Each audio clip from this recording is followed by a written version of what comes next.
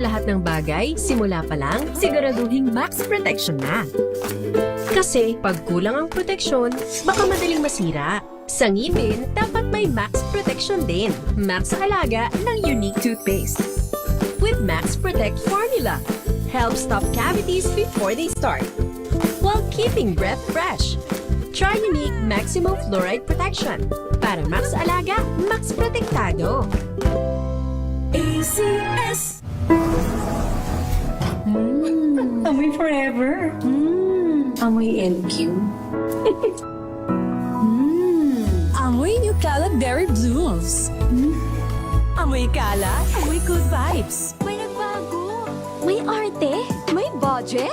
Akala nyo lang yon. So solid. White rose papaya, wow, white rose. White rose papaya, wow, white rose. White rose papaya. May glow up with a white rose papaya. White Rose Papaya. May puti power times 2 kasi may papaya at niacinamide. May shea butter and tea tree oil pa. Kutis sulit ang glow up. Glow up with a white rose papaya. White Rose Papaya. Kutis sulit ang glow up. Wow, ang saya. Isang barangay na labada, puro mancha pa. Goodbye, pahinga. Mommy, isang laba lang yan sa Pride Bar Blue. May powerful stain-away enzymes na malupit sa dumit mansya. At di masakit sa kamay. Isang laba lang yan. Hello, pahinga. Hello, Pride Bar Blue. ACS. Araw-araw, iba't ibang mga bagay na dapat pagtagumpayan. Ang subok kong partner ay MX3 Capsule. Research-based na tested and proven. Helps avoid pain discomfort. Iwas-iwas sa sakit. Kailangan lang na long-term ang pag-inom 2 capsules araw-araw. Kasabay ng proper diet and exercise. I am able to make it with the right partner. MX3, dito ako bilib! Mahalagang paalala, ang MX3 capsule ay hindi gamot at hindi dapat gamitin panggamot sa anumang uri ng Sa sakit. puso ng kalikasan, natatangi ang prutas ng mangosteen. Ito ay nagtataglay ng antioxidant compounds na alpha, beta at gamma mangosteen. Ang MX3 capsule ay isang food supplement na gawa sa natural na mangosteen. Ito ay tested and proven to help avoid knee joint pain discomfort para iwas-iwas sa sakit with long-term supplementation 2 capsules daily. MX3 capsule, tunay, natural at original. Mahalagang paalala, ang MX3 capsule ay hindi gamot at hindi dapat gamitin panggamot sa anumang uri ng sakit. Amoy forever. Amoy LQ. Amoy New Calad Berry Blooms. Amoy kala, amoy good vibes. This portion is brought to you by ACS Manufacturing Corporation, ISO certified, maker of world-class quality Pride detergent. Kung ating titignan, natural o likas na sa atin ang sumulat. Bata pa lamang tayo ay tinuturuan na tayong sumulat upang mas madali nating masabi ang mga gusto nating sabihin at syempre upang matuto na rin. Ngunit sinasabi ng mga eksperto, ang simpleng pagsusulat pala ay isa na ring matatawag na therapeutic activity kung saan isang paraan para ito para mailabas ang ating stress at paraan rin para alagaan ang ating mental health. Sa pag-aaral ni Madeline Schoffel at mga kasama nito, sa 76 na family participants, 85% ang nagsasabing nakatutulong ang pagsusulat sa kanila upang matanggal ang kanilang stress at 59% naman ang nagsasabing itutuloy nila ang gawaing ito. Ayon naman kay Dr. Sarah Benz, isang occupational therapist, may 4 na pangunahing benepisyo ang makukuha sa pagsulat at paggawa ng journals. Una, ang pagsulat o paggawa daw ng journal ay maaaring makatulong sa paggamot ng ating depression. Ayon sa mga pag-aaral, ang pagsulat partikular sa pamamagitan ng expressive writing ay makatutulong sa pag-alis o bawasan ang sintomas ng iyong depression. Pangalawa, sa paraang pagsusulat ng mga positibong aspeto mo, pagsulat ng iyong kwento at past experiences, at pagbuo rin ng mga positibong pananaw mula dito, ay maaari na bawasan ang sintomas ng iyong anxiety. Ito ay tinatawag na positive affect journaling. Pangatlo, ang pagsusulat at paggawa ng journal ay maaaring bawasan ang sintomas ng may mga post-traumatic stress disorder o PTSD o yung mga taong may mga traumatic experiences at iba pang mental disorder. Panghuli, maaari rin itong i-improve ang ating tinatawag na self-distancing o ang abilidad ng isang tao na makapagmuni-muni mag-focus sa mga nakalipas na mga emosyon, labis na iniisip at pangyayari. Pagbibigay din naman ng mga eksperto, maraming pamamaraan para maging epektibo ang iyong pagsusulat. Ngunit nakadepende pa rin ito sa compatibility ng coping mechanism ng isang tao. Kaya naman, sa simpleng pagsusulat ng ating journals, mas matututunan nating i-appreciate ang ating sarili at success sa ating buhay. Mailabas ang ating mga saloobin na hindi natin kayang sabihin at maging instrumento rin ito upang tayo ay manatiling emotionally stable. This portion is brought to you by ACS Manufacturing Corporation, ISO certified, maker of world-class quality Pride detergent.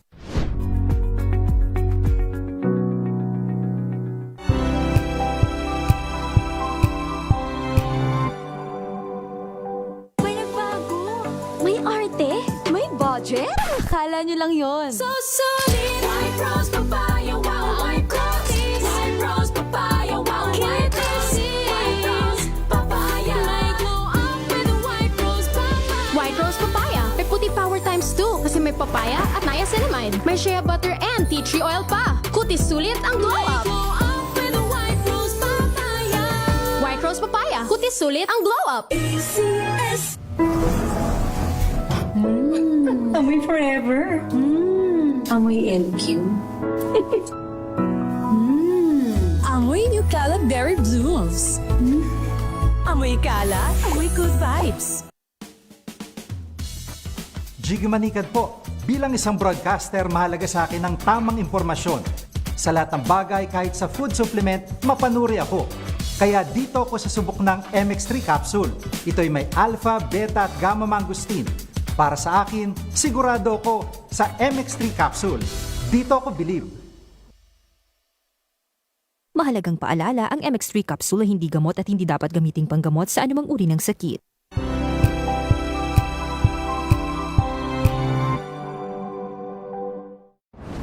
Kung good vibes ang hanap mo, dito Pilipinas ang ating oras, alas 10:23 ng umaga.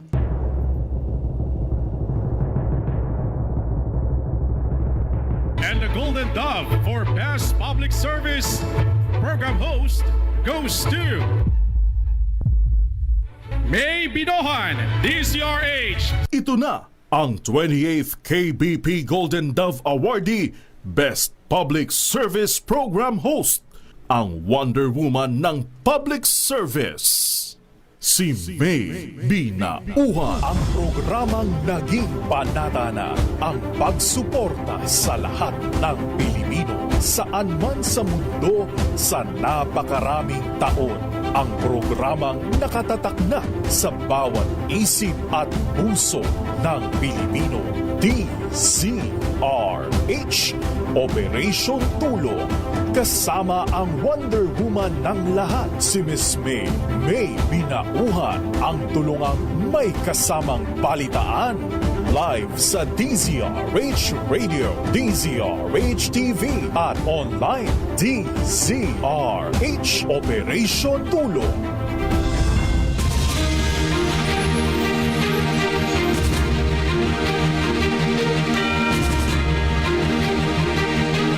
Good morning! Magandang umaga, Luzon, Visayas at Mindanao. Aba, Happy Chinese New Year, Pilipinas! Ngayon po ay araw ng Tuesday, February 17, 2026. Minus po muna ang ating Wonder Woman, Miss May Binauhan. Ako po ang inyong makasama hanggang alas 11 ng umaga. Dito po sa DZRH Operation Tulong. Siyempre, ito po si Wina Pearl Hesoro. Ngayong umaga po, hindi ko na po patatagalin. Sabi nga daw po, sakit sa puso ang pinakalaganap dito sa atin. Kaya ngayong umaga, may makakausap tayong isang cardiologist. Siyempre, ito po'y tinaguriang ang Dr. Heart. Mamaya tatanungin natin kung paano ba natin mapapanatili na healthy, lalo na ang ating mga puso, ang ating mga katawan. Ngayong taong 2026, hindi ko na po ito patatagalin. Nasa kabilang linya live via Zoom si Dr. Jose Eduardo Joey Duya, ang tinaguriang Dr. Heart, isang cardiologist ng Philippine Heart Association Central Luzon. Magandang umaga po, Dr. Heart. Ayan, magandang umaga po, Dr. Duya. Magandang umaga, Miss Nitya. Yan, opo. Good morning po. Happy Chinese New Year po sa inyong lahat. Yan, happy Chinese New Year po, Dr. Duya. Hindi ko na po patatagalin pa. Unang-unang tanong po, Dr. Duya, paano po ba talaga natin naaalagaan ang ating mga puso? Hindi lang po ito yung mga yung mga broken-hearted or what? Okay, so I think Ninya, yung tinuturo ng magulang natin nung bata pa tayo is really the way to take care of the heart. So ano ibig sabihin po noon? So dapat talaga limitahan ang pagkain ng matataba at saka maaalat kasi hindi lang po yung matataba but also yung matatamis, because sugar is actually one of the #1 killers ngayon because of diabetes and its complication.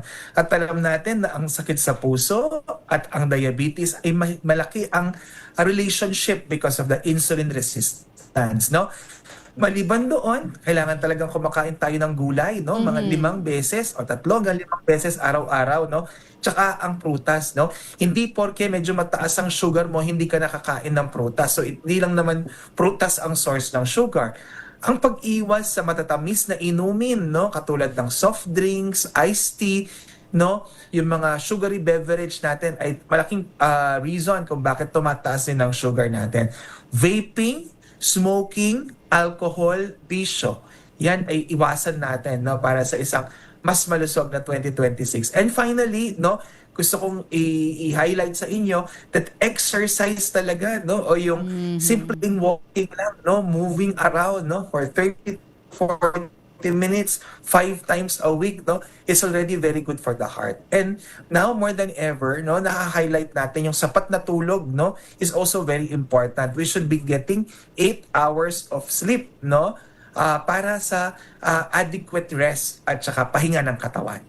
Pero Doc, ano po ba yung yung pinakakaraniwang sakit na sa puso? Lalo na po dito po sa atin sa Operation Tulong, karamihan po sa ating mga pasyente ay may sakit sa puso, yung may mga stroke. Yun po ang kanilang inililapit dito sa atin.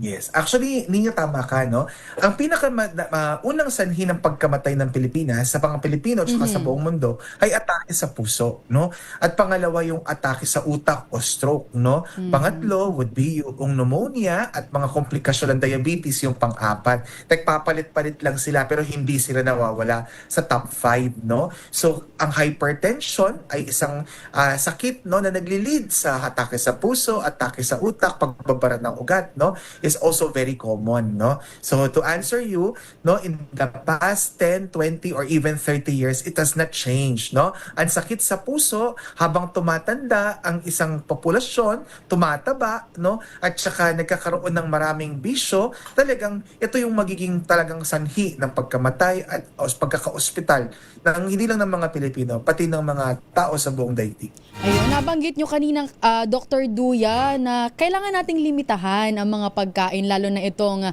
pag-inom ng soft drinks, pagkain ng mga matataba. Pag sinabi po ba nating kailangan limitahan sa isang linggo po nating pagkain, lalo na may mga kababayan tayo na tuwing linggo ang kanilang paniniwala or ang kanilang tradisyon ay kakain sila ng mga fatty food, yan, karne, kung ano-ano. Pero ano po ba talaga dapat, ilang beses po ba dapat tayong kumain sa isang linggo nitong mga fatty food? Actually, Ninya, pag tinignan mo yung diet plan ng Pilipino, no, yung pinggang Pinoy, no, kung meron tayong plato na 9-inch ang diameter, no, ganyan lang kalaki. Kalahati nun dapat prutas at gulay, no? Yung 25% o yung 1/4 nun, yun dapat yung kanin or carbohydrate, no? Tapos yung 25% dapat galing sa protina. Kung mapapansin mo, sa dapat na pinggang Pilipino, hindi kasama ang taba, no? Kasi yung taba dapat kokonti lang talaga, no? Kaya lang minsan, no, ang nangyayari baliktad, no? Kalahati ng plato ng Pilipino ngayon puro taba, no? So, patatanungin mo ako, gaano kadaming taba ang kailangan nating i-take? Alam mo, kokonting-kokonti. Kung pwedeng halos wala. Because, no, kahit kumakain tayo ng sugar, kumakain tayo ng protina, i-convert din naman ng ating atayan sa taba eventually pag sobra-sobra, no? Yung excessive sugar intake also leads to elevated fat cholesterols in the body. Pero Dok, paano naman yung mga iniisip ng iba na, ay, kakain ako nito, madami ang kakainin ko nito, pero bukas or mamaya mag-exercise ako. Tamang thinking po ba ang ganitong, Dok? Totoo naman, no, lagi nating iniisip, babawiin natin. Pero reality, no, halimbawa, bibigyan kita ng example. Ang isang cup of rice is about 200 calories, no?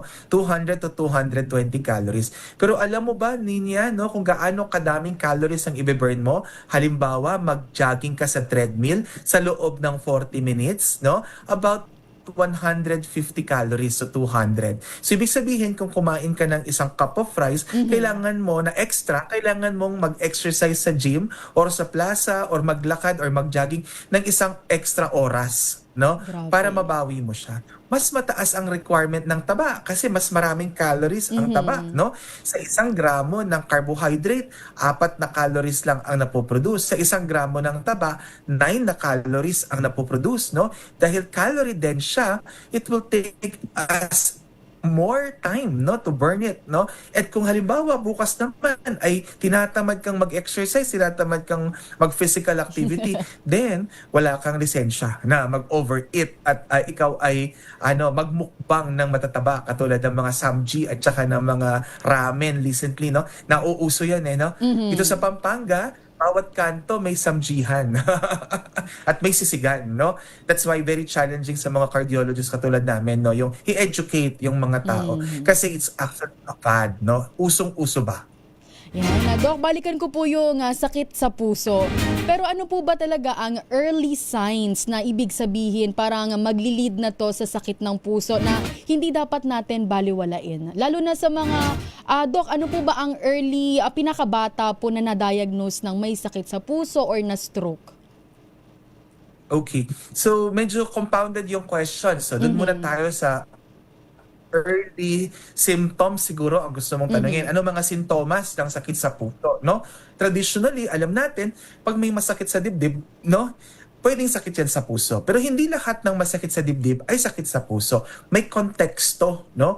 Halimbawa, ang pananakit ng dibdib ay nakakasakal, mabigat, no? Parang hindi nakakahinga, no? Nagpapawis ng malamig, no? Tapos parang nauupos sa kandila na para kang mamamatay, no? Parang ito na yung huling hininga mo, no? Yun ay tinatawag na angina. Yung mga simptomas na yun, mas mataas ang posibilidad na sakit yun sa puso. Pero halimbawa, ang pananakit ng dibdib ay papitik-pitik, no? Kapag masakit siya kapag dinidiinan mo ang dibdib, usually na ituturo mo ng isang daliri, usually muscular pain yan yun, no? Kung ang sakit naman sa dibdib ay may kasamang dighay, may kasamang parang gumagapang na mainit dito sa iyong sikmura, paakyat sa iyong lalamunan, usually acid reflux lang din yon. Ano pa yung ibang simptomas na potentially sa puso, no? Yung madaling mapagod, no? Yung dati, kayang-kaya mong mag-mall, kayang-kaya mong mag-grocery, kayang-kaya mong mamalengke ng 1 oras, basta kaya ng budget. Ngayon, no? Parang 2 kanto pa lang hinihingal ka na, no? So, deterioration ng function mo, ibig sabihin, madaling mapagod, madaling hingalin. Simptomas yan ng potential na heart failure. Ma'am, kapag po nakahiga po kayo at kinakailangan mo ng 2 hanggang 3 unan sa may uluhan mo para maging komportable, simptomas po yan. Ang tawag dyan ay orthopnea. At yung biglang gumigising sa gabi na humahagok, na hingal, no? Simptomas din ho yan ng humihinang puso, no? Paroxysmal nocturnal dyspnea ang tawag dyan, no?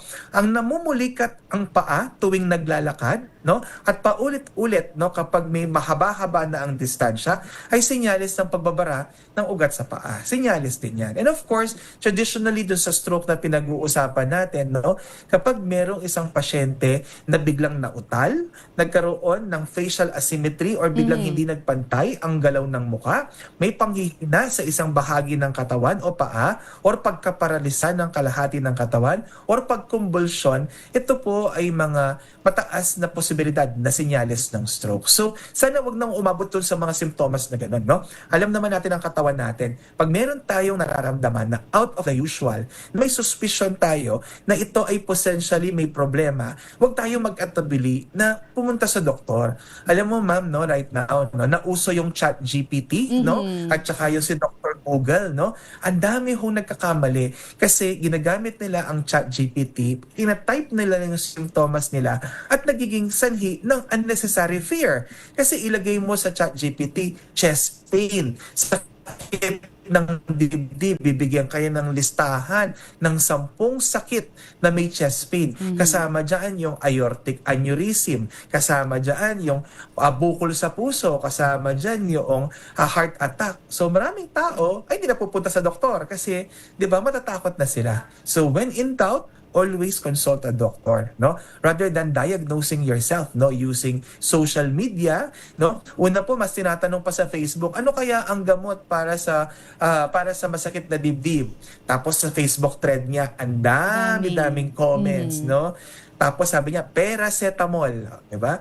Yung mga ganyan, yung mga comment ng mga tao. Usually nakikinig sila kasi mga kaibigan nila, no? Pero in reality, no, delikado ho yung gano'n. Pag merong simptomas na meron kang diskumpiyado ka sa simptomas, huwag mag-atubiling pumunta sa doktor. Yan, Doc Duya, panghuling tanong ko na po ito. Ano po ba ang inyong payo po para sa ating mga kababayan, sa mga nakikinig at nanonood, lalo na po sa mga senior citizen, para po mapangalagaan ang kanilang puso? Yeah, sa mga senior citizen po natin, very important ho, no? Yung pag-inom ng gamot. Pag sinabi hong maintenance medication, halimbawa, no, yung sa high blood, no, sa diabetes, sa cholesterol, no, pampalabnaw ng dugo, hindi ho ito natatapos, no? Hindi porke nag-normalize yung laboratory mo, hindi porke umayos ang BP mo, gumagaling ang isang tao. Ang blood pressure po, blood sugar, cholesterol, pwede mong ma-achieve yung normal value sa laboratory. Pero ibig sabihin po nun, kinakailangan mong inumin ang gamot araw-araw para manatili kang protektado. Common complaint po yan, no? Pagdating sa pasyente sa'yo, okay na, tapos hindi mo na sila makikita. Kasi maraming reason, nagtitipid sila, o kaya, no? Minsan hassle, akala nila magaling na sila. So wala kasi talagang gumagaling sa high blood, diabetes, no? Or sa cholesterol. Nanonormalize mo siya, kaya mo siyang ibaba sa isang level na magiging ligtas siya para hindi ka maging komplikasyon. At para manatiling protektado ang puso, you have to be consistent. Para po nanliligaw lang yan, di ba? Kailangan consistency. Kailangan talaga kung paano ka nagpakilala hanggang sa dulo, ganun ka, no? Dapat very important. Stick to one, and of course, do not go doctor hopping, no? Palipat-lipat ka ng doktor, naghahanap ng doktor, natutugma ang sasabihin sa gusto mong marinig, no? When in reality, ang doktor po, pag nagbigay kami ng payo, no, very honest and very truthful, no. And I hope, no, ma'am, thank you for this opportunity, no, of joining our campaign during the Heart Month celebration. Kasi ang Valentine's Day, no, at ang Chinese New Year, marami ho tayong gumagawa ng New Year's resolution, no, kapag Chinese New Year, para swertihin, para mas maging healthy. No, marami sa atin nag-i-enroll sa gym, marami sa atin nagsa-start ng diet. Pero kinabukasan, pag hindi na New Year, wala tapos na ang inyong tapos na ang inyong balik sa dati na naman. So sana let's be faithful to our New Year's resolution and consistency is the key and really love yourself and love your family. Ayan. Maraming salamat po, Dr. Duyang. Maraming salamat. Thank you very much sa uulitin. Ayan po. Happy viewing po sa aking mga patients na nag-aantay sa labas, no? At sa aking family na nakatutok sa aking mga kaibigan, no? Ingat po kayo lahat and Happy New Year. Yan. Maraming salamat po. Ang ating nakausap ay si Dr. Jose Eduardo Joey Duya. Live mula sa kanyang clinic. Maraming salamat po, Dr. Duya. Yan, nabanggit po ni Dr. kanina na kailangan natin ng consistency para naman mapanatiling healthy ang ating katawan, lalong-lalo na ang ating puso. Sa ating pong pagbabalik, tayo na po ay magbibigay ng tulong sa ating pasyente ngayong araw. Ang ating pong oras, 10:40 ng umaga. Ang oras na yan ay hatid sa inyo ng Headaches can strike anytime, anywhere. Kaya always bring by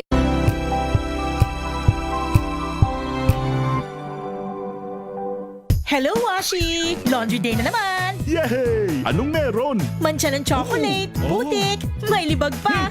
Kaya natin yan! With Pride Washing Machine Detergent, may triple stain-away formula. Tanggal ang makapit, madikit, at malupit na dumit mancha. Kaya easy-easy ang labada. Mula noon hanggang ngayon! All you need is pride. All you need is pride. ACS. NBC Milliones. NBC Milliones. Mamimigay na naman kami dito sa MBC ng 1 million pesos! Sa isang malinis na papel, ilagay ang iyong name, age, address, phone number at pirmahan. Ipasok sa loob ng isang white legal-sized envelope. Kalakip ang alinman sa mga required proof of purchase o POP. At sa labas ng envelope, ilagay ang MBC Milliones 2026, ang POP na ginamit at ang MBC station na iyong sasalihan. Ihulog ang iyong entry sa mga drop boxes na matatagpuan sa MBC station sa inyong lugar. DZRH, Love Radio, Yes FM, Easy Rock, Aksyon Radio. Pagkakataon na manalo ng hanggang 1 million pesos sa Grand Draw at libo-libo pa in cash prizes sa 10 weekly draws sa mga MBC stations nationwide. Dito sa MBC Milliones 2026. Sali na! MBC Milliones is brought to you by Pride Detergent, Smart Dishwashing, Shield Bath Soap, Unique Toothpaste, White Rose, Charm Fabcon, Star Wax Floor Wax, San Miguel Bale Bilson. See posters or visit our Facebook page for more details. Promo period is from January 10 to March 27, 2026. DTI Fair Trade Permit number FTEB 244864, series of 2025. Drink responsibly. Amoy forever. Amoy LQ. Amoy New Cala Berry Blooms. Amoy Cala, amoy good vibes.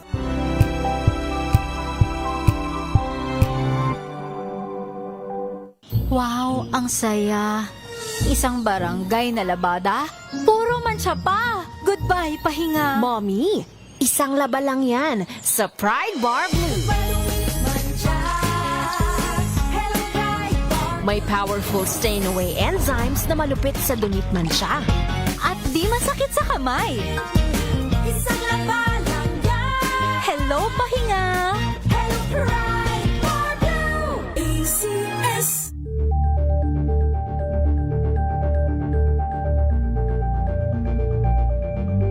Maulan man, no worries na amoy kulog ang damit. Charm Fabcon. Bangong kumakabloom. Tanggal amoy kulog sa bango ng charm. Kaya gamit ko, Charm Fabcon with Bloom Fresh technology. Kills 99.9% of kulob-causing bacteria. May aroma burst pa of thousands of flowers and berries. Ang sampay sa loob, no amoy kulob. Bangong kumakabloom sa charm. Charm Fabcon. ACS.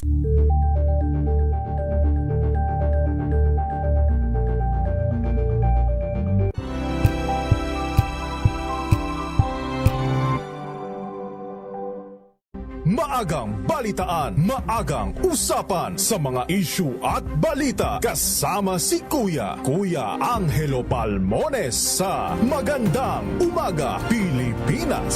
Mula Lunes hanggang Biyernes.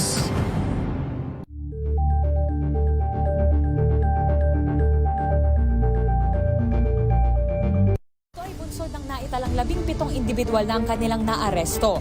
Ang Metro Manila Development Authority o MMDA ang No Contact Apprehension Policy o NCAP sa Metro Manila. Sa ilang mga dokumento ay peke.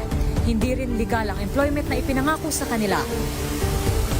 Sa mata ng batas, mananagot ang sangkot at may sala.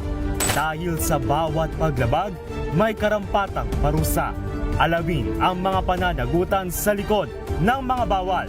Dito sa Hoy! Bawal Yan, tuwing Sabado, alas 11:30 ng umaga. Dito lang sa DZRH TV.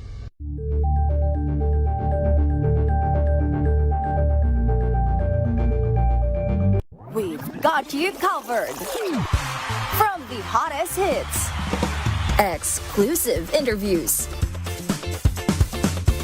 kilig to the bones fan meet experience, and hataw performances of your favorite stars. Saturdays, 12 noon, dito lang sa DZRH TV.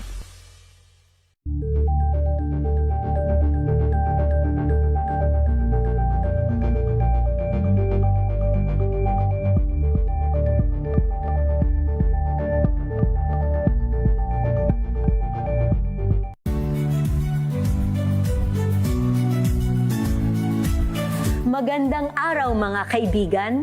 Ito po ang inyong balerina ng bayan, si Lisa Macuha Elizalde, na nag-aanyaya sa inyong samahan kami at ang aming mga espesyal na panauhin para sa kalahating oras ng masayang kwentuhan sa aming programang Art to Art, kung saan ang usapang sining at kultura ay para sa lahat.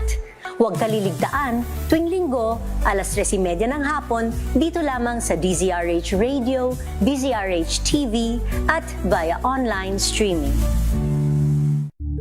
At kasama si Miss May Pinahuhan sa DZRH Operation Tulong. DZRH Operation Tulong.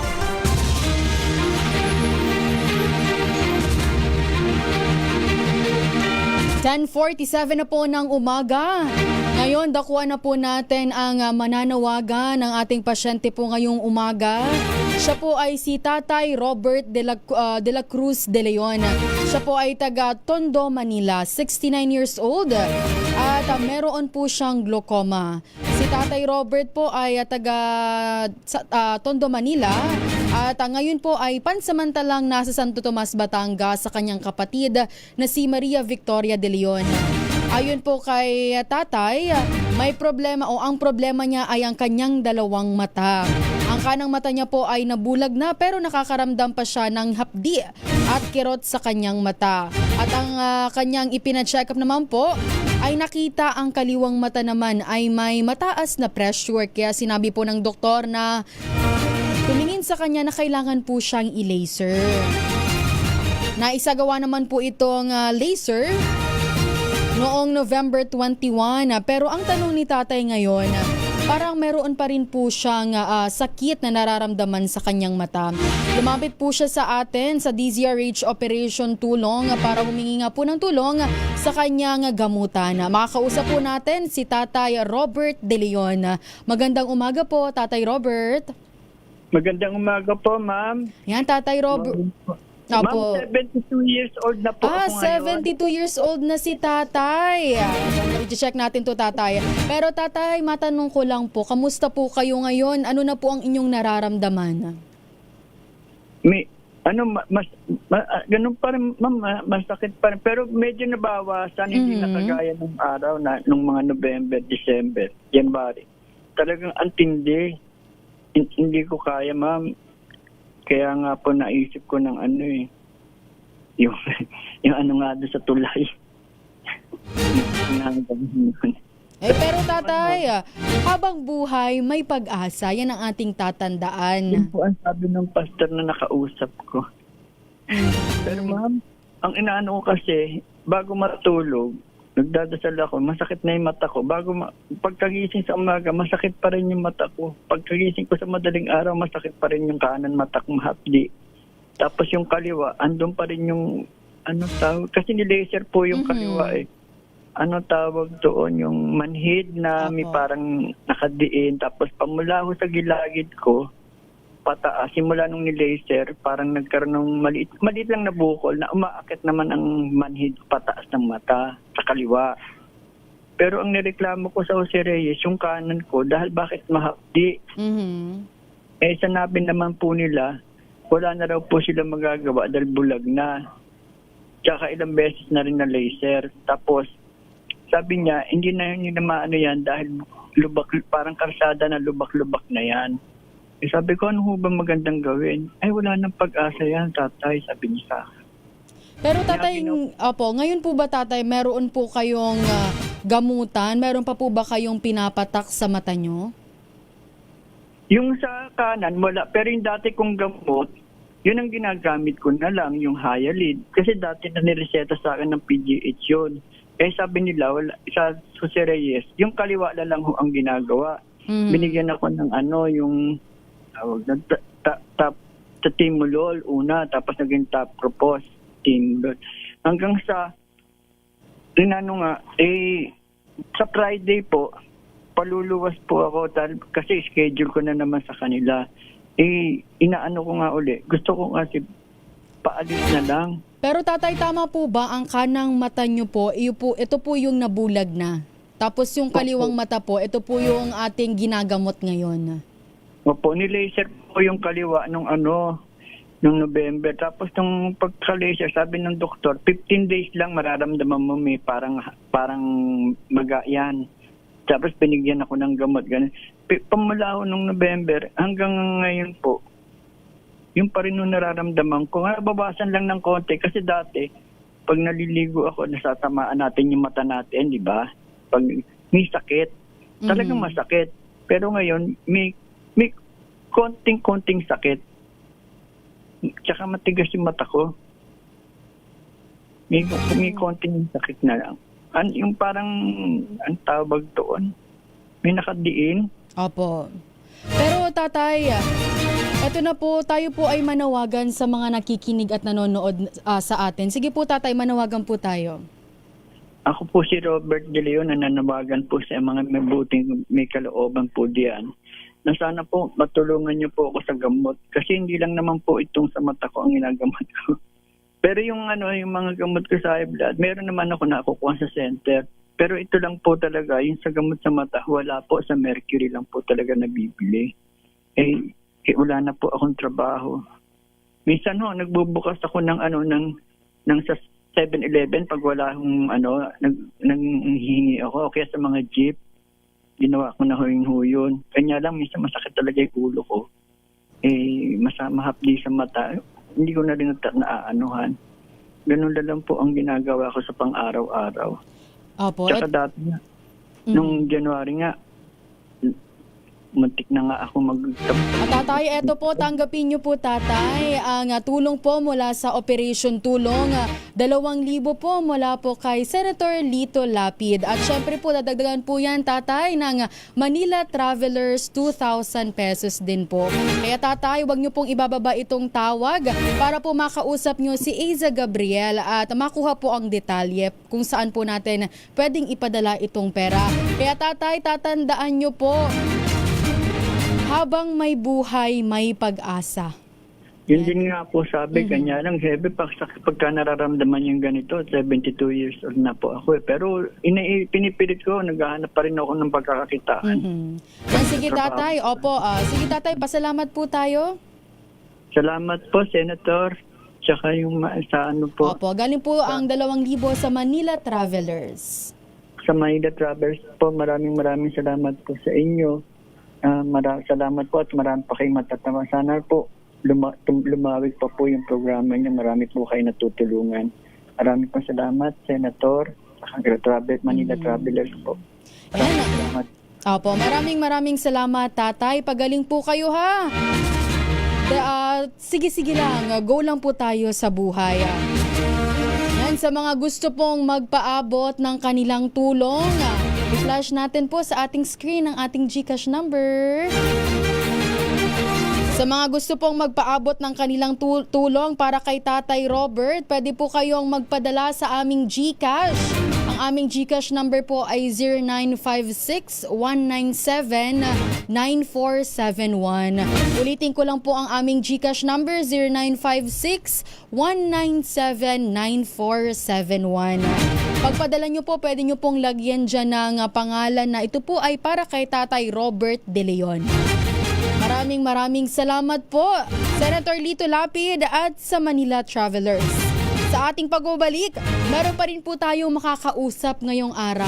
Pahapyaw lang po, ano ba ang mga pampaswerte ngayong taong 2026?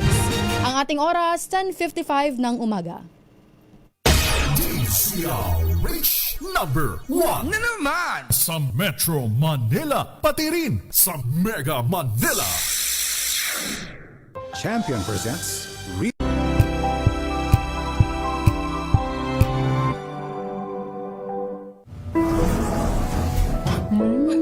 Amoy forever. Amoy LQ.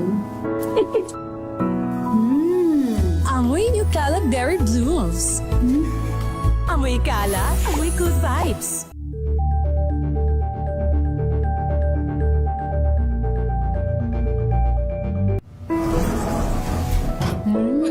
Amoy forever. Amoy LQ. Amoy New Cala Berry Blooms. Amoy Cala, amoy good vibes.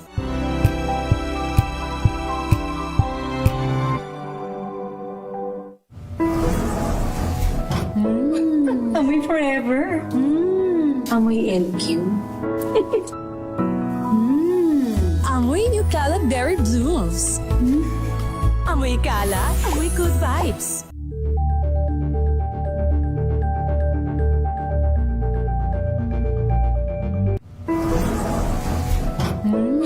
Amoy forever. Amoy LQ. Amoy New Cala Berry Blooms. Amoy Cala, amoy good vibes.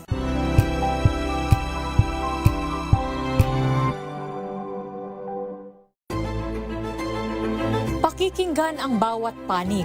When you fight for justice, think about the queer people. Kung hindi kami magkukwento, sino ang magkukwento para sa amin? Ang mga panawagan, ipababatid. Hindi talaga ito masusing pinag-aralan ng gobyerno. The women who are beaten and abused. It's time to listen to their voices. Hayan ang iba't ibang boses, mga kwento mula sa iba't ibang anggulo. Dito lang sa Point of View. Mapapanood tuwing linggo, alas 12 ng tanghali sa DZRH TV.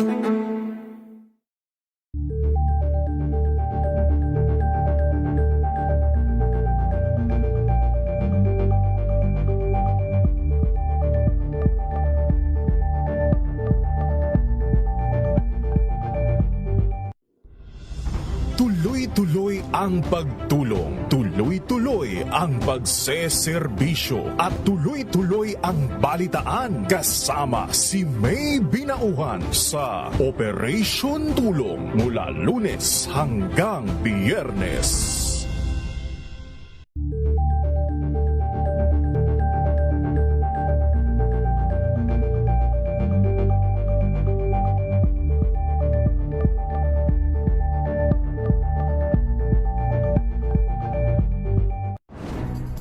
Good vibes ang hanap mo? Dito ka na sa sigurado! Mula sa mga istoryang nagbibigay ng inspirasyon hanggang sa mga kwentong may dalang solusyon. Mga balitang pampagaan, pakiramdam at pampaganda ng araw.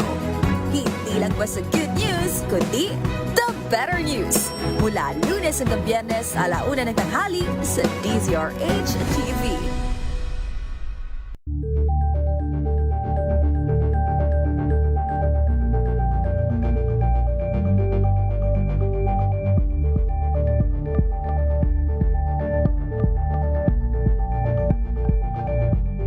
Curious ka ba sa maraming bagay? Kami na ang bahala dyan.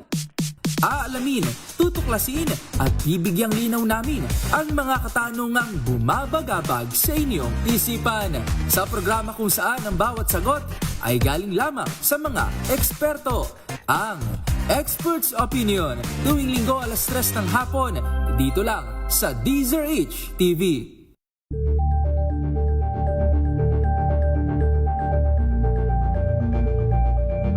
Maagang balitaan, maagang usapan sa mga issue at balita. Kasama si Kuya Angelo Palmones sa Magandang Umaga Pilipinas. Mula Lunes hanggang Biyernes.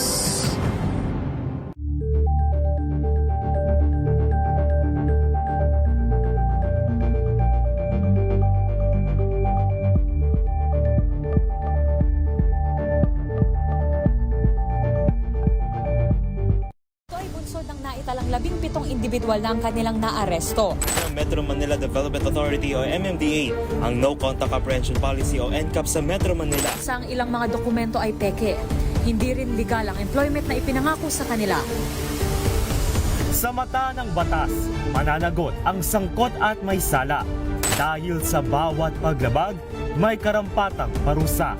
Alamin ang mga pananagutan sa likod ng mga bawal. Dito sa Hoy! Bawal Yan, tuwing Sabado, 11:30 ng umaga. Dito lang sa DZRH TV.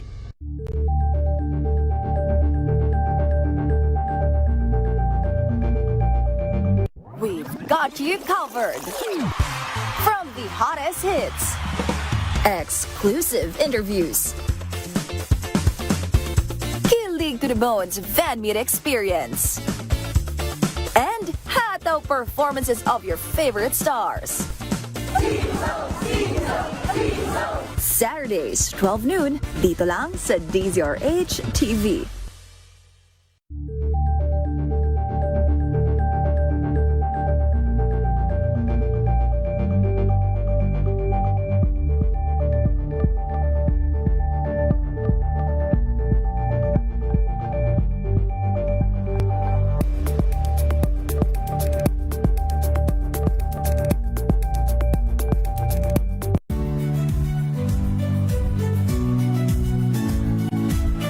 Magandang araw mga kaibigan.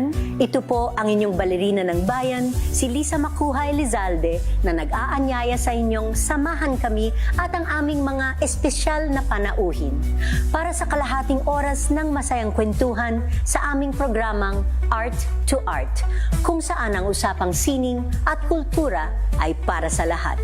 Huwag kaliligtaan, tuwing linggo, 3:30 ng hapon, dito lamang sa DZRH Radio, DZRH TV, at via online streaming. Ngayong Chinese New Year, syempre papahapyawan po natin ano ba ang mga pampaswerte ngayong taong 2026. Live via Zoom ang ating isang parating guest ng DZRH. Siyempre, walang iba kundi si Attorney Nick Nangit, isang feng shui expert. Magandang umaga po, Attorney Nick.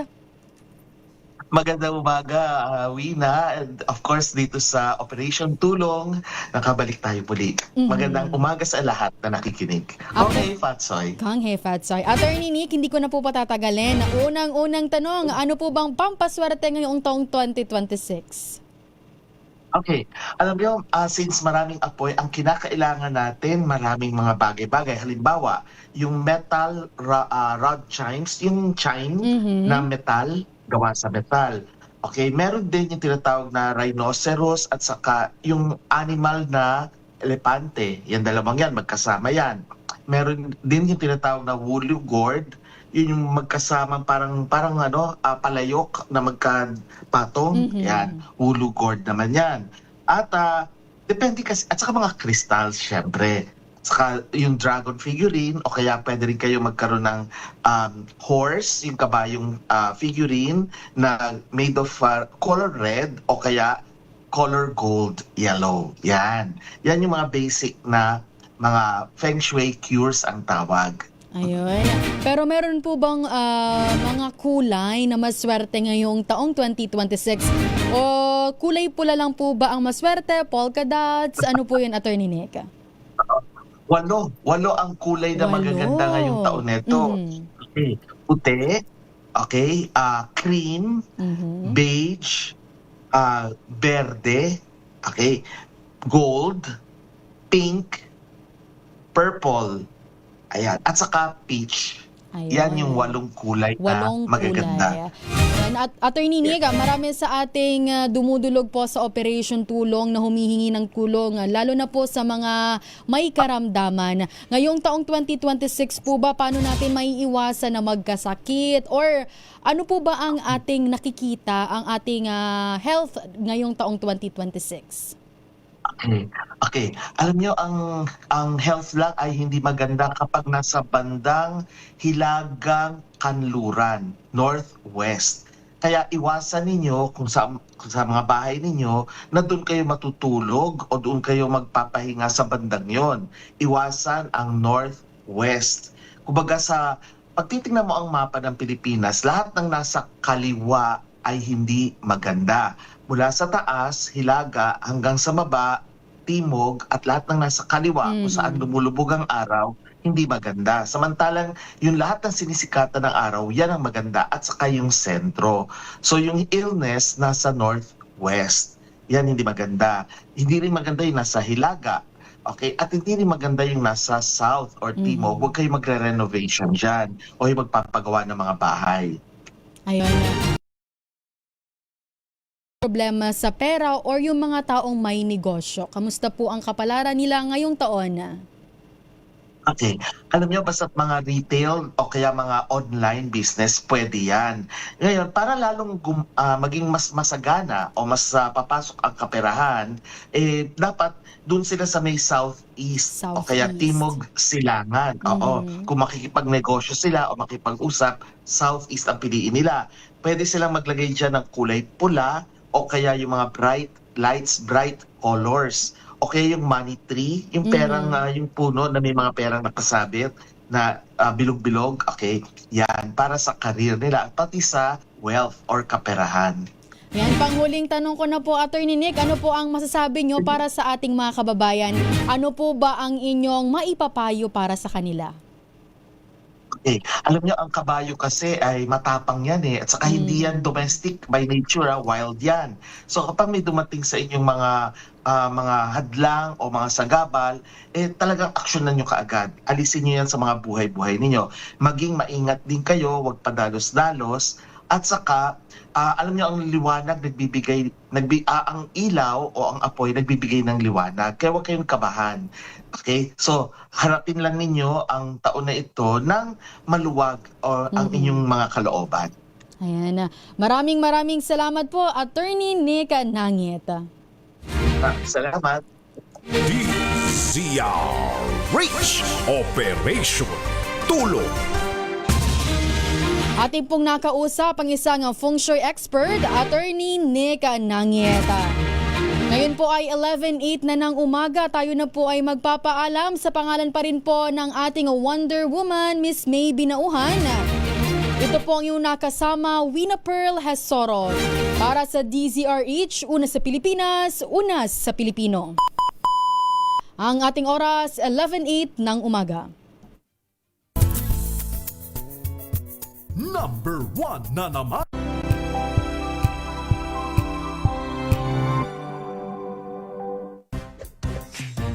Ang galing-galing mo, Smart dishwashing paste ko, pritong ulam na masebo, plato o kaldero, tanggaling for everyday. Ganyan pag smart ang dishwashing paste. May double tanggaling formula. Tanggalable, tanggalang bakterya. Pahit para walang bahid, linis fantastic sa metal at plastic na barag ko to. Tanggaling-galing mo, Smart dishwashing paste. ACS. May nagbago. May arte. May budget. Akala nyo lang yon. So solid. White Rose Papaya, wow, white coffee. White Rose Papaya, wow, white coffee. White Rose Papaya. May glow up with White Rose Papaya. White Rose Papaya. May puti power times 2 kasi may may papaya at niacinamide. May shea butter and tea tree oil pa. Kutis sulit ang glow up. White rose papaya. Kutis sulit ang glow up. Wow, ang saya.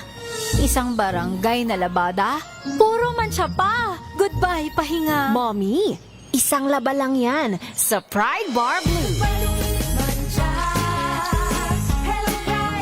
May power